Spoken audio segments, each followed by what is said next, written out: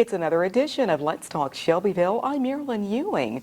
When we talk Shelbyville, we're going to be talking gourmet. We're going to be talking steaks. We're going to be talking on our downtown square at 123 Southside Square. It is the Glasshollow Table and Tavern Restaurant. It is just around the corner. In fact, we do have the owner of this establishment, Mr. Jeb House. Want to say hello? Welcome. Good morning. Thank you. Thank you. Yes. Always great to see you and such. You know, that Glasshollow Table and Tavern, that's a mouthful. That's a lot going on there. Where did this derive from? I mean, so the name Glasshollow actually comes from a family farm that we have down on the Elk River. We've got about 500 acres down there. That's a family farm that they've had for pretty long time. Yes. Wow, that's incredible and such. Now you're chipping away. I've seen updated pictures and this, that, and the other, where it's coming along just well. I mean, the building itself, we're talking the old Knox Pitts building. There on the square, very old structure and such, but you're keeping as much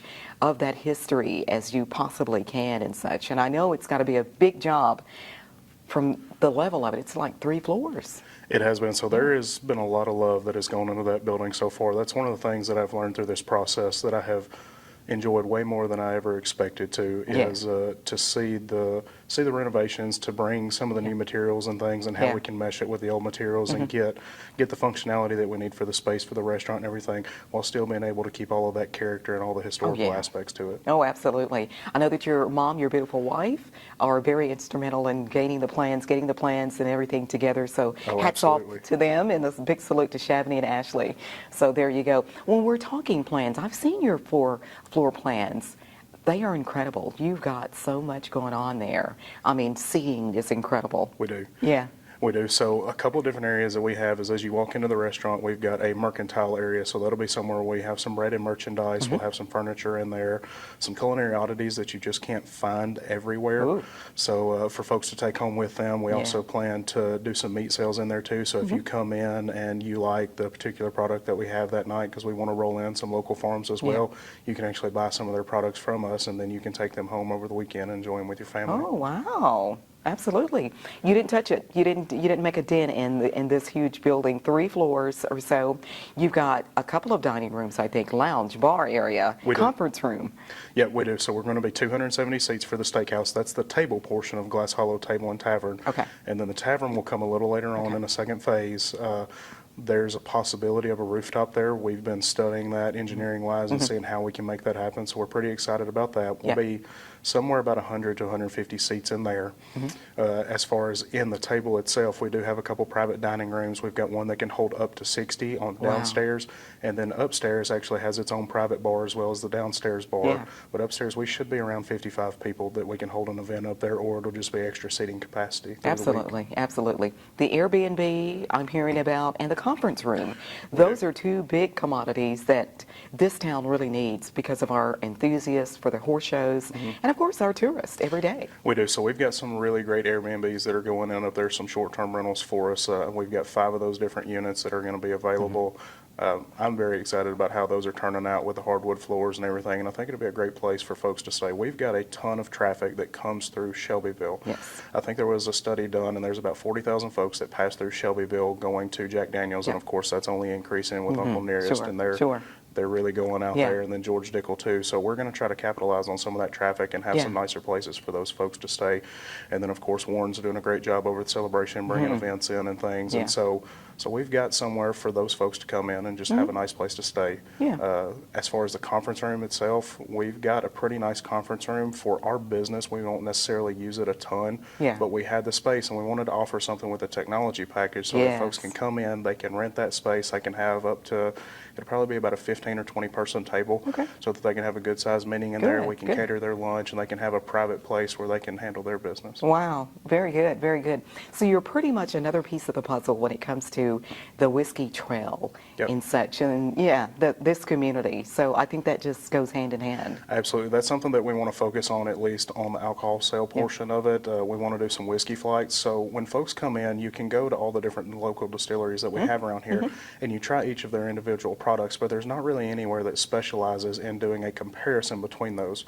So we want to do some whiskey flights that you can take the different tiers of those alcohols and try them. And then, of course, we'll have some other brands too, some Pappy Van Winkle and some stuff like that. But I think that's something that's missing in this area that we can capitalize on. Yeah, absolutely. We had a presentation. You were there present at one of our study sessions right here in the chambers. And this presentation was, of course, our riverfront district and getting some signage and such. And it's all going to be all fancy and pretty. Yep. And so hopefully we can sit at your rooftop and look down at the river at some of the wonderful things that's going to be happening there. So it's all tying together there. Oh yeah, I think the streetscape there, and to have a pedestrian thoroughway so that folks can, there's a lot of parking in the back there, and that would be a lot of access that we would need in Grindstone as well, where they're coming in. I think that could be great for the city. There's not a lot of municipalities that have something quite like that. It would basically be kind of like a little mini Printer's Alley out of Nashville. And so for us to have something like that, have a space for vendors to come in and do some events and things, and also just a better way for our traffic to flow in and out of the businesses over there, I think that's going to be great. Yeah, and you're talking that street that's going to be permanently closed, where you're going to string lights and such. It's going to be very nice. Oh, it will be. Oh, yeah, super nice. And you're going to have a courtyard nearby. We do. We have a courtyard that's going to overlook that street. That'll actually be the main access into our tavern, and then it will kind of be a bridge between those two for folks to sit outside and can enjoy the outside weather. One of the things we plan on doing with the tavern as well is we're going to put in a kind of a glass garage door so that folks can come up. If we can work through some ordinances and things so that we can actually have some liquor outside on the streets, and even if it's just in that particular area, so that folks can come up. We have an outside bar that you can grab drinks at, and if we've got any kind of outdoor music going on or things like that, I think that could be pretty special. Oh, very good. I've heard so many compliments on your doors and your windows already, so it's something unique about that. People are just loving. Yes. Yeah. We have, and that goes back to the material choice and stuff that we've done. Is we've tried really hard. It has been a lot of love gone into that building so far. That's why we're a little, maybe a lot further behind than what we had kind of anticipated. But I think the time has been well spent, and I think folks will be really excited about it when they see the final product. Absolutely. You may hear a lot about the lack of parking. The traffic is a little congested, especially during the week, but your hours of operation that you're going to set for the Glasshollow is going to be a little different, and it's going to be a little bit outside of what the normal traffic flow would be. It is. So as we start, one of the things that we want to do, especially for those first 6 months, possibly even a year, is to start Thursday through Sunday dinners. We'll probably operate somewhere between 5 and 9:30 p.m. for the table, and then we'll do Saturday and Sunday brunches as well. Somewhere, we're undetermined on the time yet, but probably somewhere between 7 and 9 in the morning to about 2 in the afternoon for those. Very good. So I think it's going to work out just well. Oh, yeah. You're doing the right thing. I've seen a lot of pictures that's updated, and boy, it's just incredible. We can't wait. And the anticipated opening date, whether it be a soft opening, but you're coming along pretty quick. We are. So we're hoping to wrap up construction sometime around mid-March, and then we'll open, of course, after that. We've got some training and some soft openings and some things that we need to do, so that'll take a little bit of time.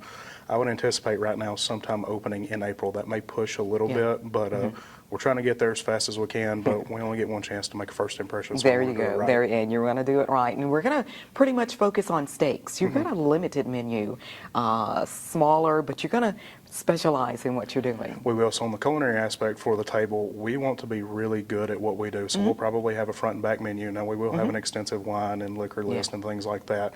But on the food side, steaks is going to be the main thing that we want to have up there and to showcase. Something that we'll also do is we're talking with a couple different head chefs right now from the culinary aspect, and to be able to get some of their creativity involved in there. We'll do some specials throughout every couple weeks, and then seasonal changes for the things, the good products that we can get in and stuff like that. Oh, that sounds good. You've been around the culinary world for quite a while, so you're pretty much experienced, and you've got your mind wrapped around what you're really zooming in on. We do. My mom had restaurants whenever I was younger. Her dad and great-granddad, my great-granddad, actually, they had a food manufacturing plant called Sweet Sue down in Alabama. That's incredible. Yeah. Big time. Oh, yeah, that was big time. The wonderful Jeb House. It is the Glasshollow Table and Tavern. Just wait, this is coming right here. Beautiful downtown Shelbyville, the address 123 Southside Square. That's another edition of Let's Talk Shelbyville. I'm Marilyn Ewing. Thank you so much for watching.